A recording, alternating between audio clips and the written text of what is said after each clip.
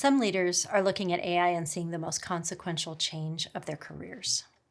Other leaders are doing what they've always done and hoping it passes. These two sets of leaders are reading the same news. They have access to the same tools. The difference isn't the AI or even how technical they are, it's how they're leading their people through it. The leaders who are getting this right aren't more technical than the rest of us. They're willing to do things many leaders find uncomfortable.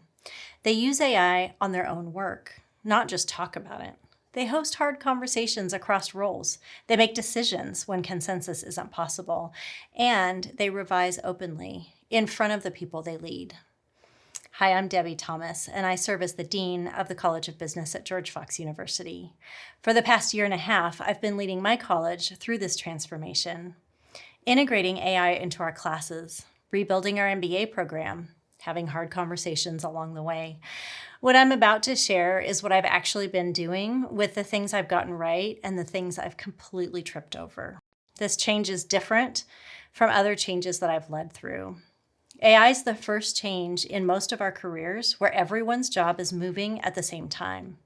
The administrative assistant, the analyst, the marketing director, the dean. The work itself is shifting under all of them at once. Some of the people on your team are curious about that. Some are even excited, and some are afraid. They're wondering whether their work will look anything like it does now in 2 years, whether they'll still have a role at all.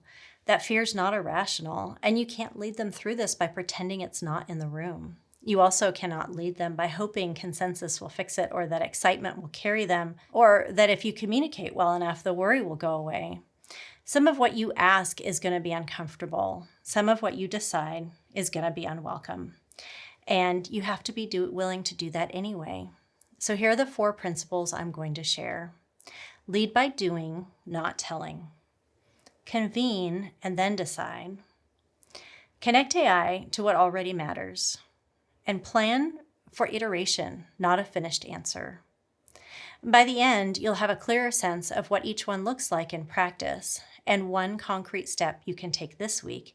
Even if you don't lead a team yet, 3 of these 4 still apply to you, so stick with me. You can't lead your team through a change that you're not living yourself. When everyone's job is shifting, your team is watching to see whether you're shifting too, or whether this is something you're asking them to do alone. They will read you within the first 30 seconds of any meeting where AI comes up. Are you actually using this, or are you just talking about it? Here's what I did. When AI came out, I started reading everything I could about it. I wanted to understand what this thing actually was, and I started using it almost immediately. But I used it personally, on my personal email account, on things in my personal life, on work things that didn't have any sensitive information. There was plenty to try, and as I used it, I started learning experientially what it could do and where it broke down. I got curious. I got faster. I got better at it. In my work context at a university, our leadership put AI into the university's official strategy.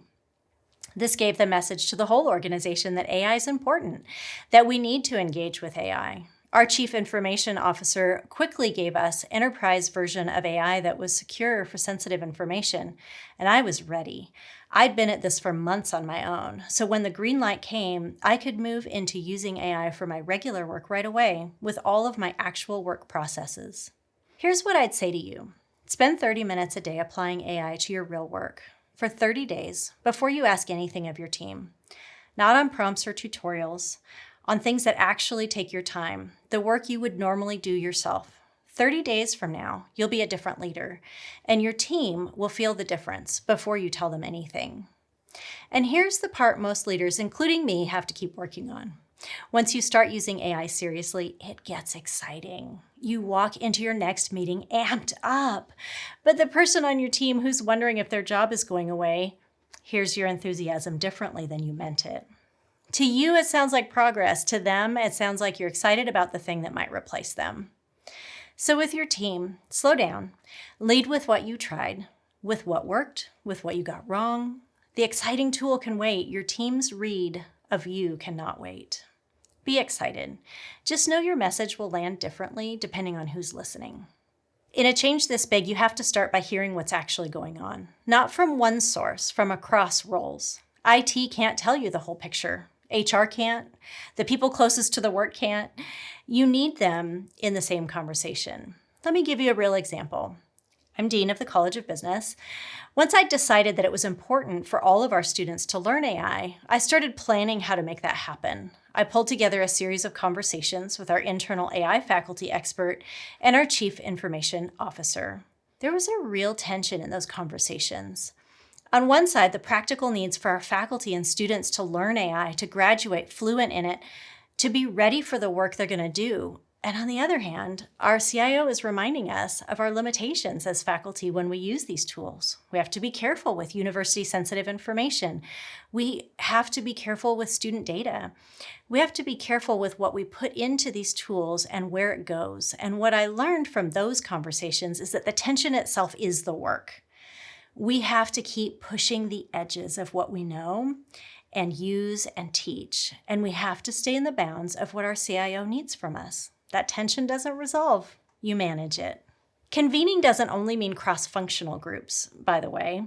One of the most powerful ways I've seen this work is just bringing your team together to share what they're trying. What's working? What's not? Hearing about AI from a colleague who tries it lands differently than hearing it from me, or from IT, or from a training. It builds curiosity, and it gives people permission to try things they wouldn't have tried on their own. But here's the thing. Convening is the start, it's not the end. After the conversation, you weigh what you heard. You decide which perspectives matter most on this particular question. You go back and tell them what you decided, and sometimes you mandate. There's a distinction I draw here. There's mandating exploration, and there's mandating specific tools. Mandating exploration means saying to your team, this is something you need to engage with. You need to try things. You can't opt out of the conversation. That's appropriate. Most people will not seriously change their work without a clear ask from their leader, and being unclear actually creates more anxiety than being clear. The kindest thing you can do is be honest that this is not optional. Mandating specific tools or specific workflows is different, and most of us are not ready to do that yet because the tools are changing too fast and we don't yet know what works in our context. So mandate the exploration. Be specific about what counts, and then give people room to figure out what works for them.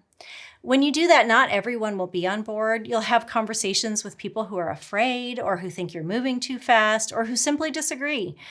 You hold the decision anyway. You keep the relationship. That's the job. Don't build a parallel AI initiative that lives off to the side. Find the priorities your team already cares about and ask how AI helps you accomplish them. The question, how should we use AI, puts your team on the defensive. The question, how do we do our existing work better, puts them in their expertise. It honors what they've built. It says their judgment still matters. Here's the approach I take with my team. I know everyone has a full plate already, big jobs, real demands. So I look at where the pain points are.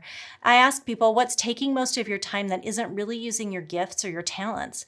What are the things that drain you, the things you wish you didn't have to do? And then we talk about how AI could be a partner there, not a replacement, a partner, something that does some of the work for you so you have more time for the human work, the work only you can do. Supplies in any setting, whether a university or anywhere else. For small business, it might be customer experience or operations. For ministry, it might be volunteer coordination. For a department of 3 people, it might be how you serve your customers better. The question is never, what should we do about AI? The question is, what is the work we are already doing? And how does AI change it? Here's the reframe your team needs to hear. AI isn't replacing your work. It's reshaping the work you were already doing. Anything you commit to today is going to be partially wrong in 6 months. Write it down anyway. Write it lightly and tell your team explicitly that this is version 1. Let me tell you what this looked like for me last year. We integrated AI into a number of our classes in the College of Business. Before I asked the faculty to take it on, I taught the first AI integrated class myself in the summer. Some pieces of that class went really well, and some pieces of it really didn't. I had some challenges in that course where I hadn't been clear enough with the students how much and to what extent they could use AI in writing final papers. So I came back to the faculty and I told them how it went. I told them what had gone well, what the students liked. I told them the mistakes I made, how I fixed my mistakes, and what I would do differently next time. I did that for two reasons. One, so they could see I'd actually done the things I was telling them to do. And two, so they could make their own original mistakes and not the ones that I'd already made. And now we're starting a new MBA program with AI built in, and I'm stepping up again. I'm creating the first class. I'm the first professor to take on the challenge that I have set before my faculty. Because what I want to model isn't perfection.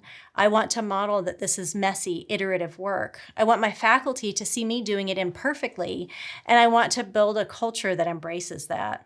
And honestly, looking back a year, a lot of what we built made sense then, and it's not up to date or relevant today, and we're already needing to reassess and recreate based on how AI has grown and changed. That's the work. The temptation in a serious moment is to wait for clarity before you act. The leaders who are ahead right now started messy AI work a year ago. The leaders who are behind were waiting for the right framework, the right way forward. Iteration isn't sloppy in this environment. Iteration is responsible. Success means using AI meaningfully over time, not getting it right every time. Saying that out loud takes pressure off everyone, including you. Come back with me to where I started. This change is different. Everyone's job is moving at the same time. Some of your team is afraid, and some have legitimate reasons to be.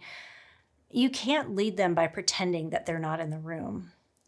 The 4 principles: lead by doing, convene and then decide, connect AI to what already matters, plan for iteration. This work is hard. You will make decisions that don't make everyone happy. You will sit with people who are afraid. You will get things wrong and have to revise. And it's also a privilege. Very few of us get to lead through a moment this consequential. It calls for clear eyes about the size of this, patience with the people moving through it, and the willingness to make hard calls and stay in relationship afterwards. That's some of the most meaningful leadership work that you get to do. So here's my ask. This week, take 1 step. Not 3, not a plan, 1 step. If you haven't used AI seriously on your own work, block 5 hours this week. If you have, but your team hasn't talked about it, schedule a conversation. If you've talked but nothing has changed, pick one priority you already care about and ask how AI changes it. If something is already running, schedule that honest review. That's it. Let's go.